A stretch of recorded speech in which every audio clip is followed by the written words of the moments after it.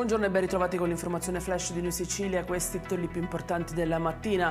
In apertura il giorno della memoria, nel 42esimo anniversario della morte di Pio La Torre e Rosario Di Salvo si è rinnovato il loro ricordo nel punto in cui venne compiuto l'agguato mafioso. Il presidente Mattarella ha parlato di due figure emblematiche dei valori di giustizia e legalità. Sangue nel tardo pomeriggio di ieri in una frazione dell'entroterra di Marsala, nel Trapanese, in contrada Torre Lunga Puleo, si è verificato un incidente autonomo con vittima un motociclista di 61 anni di origine rumena. A Vittoria nel Ragusano è lutto per la morte del consigliere comunale e medico Giuseppe Cannizzo. L'uomo il 12 aprile scorso era rimasto vittima di un incidente domestico.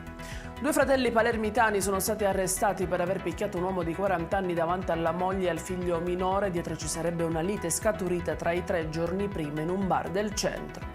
È in chiusura l'arresto di una coppia a Bronte, nel Catanese. Avrebbero maltrattato in un'occasione anche violentato una donna moldava. I dettagli su queste notizie li trovate sul nostro sito www.newsicilia.it e sui nostri canali social. Arrivederci e a più tardi.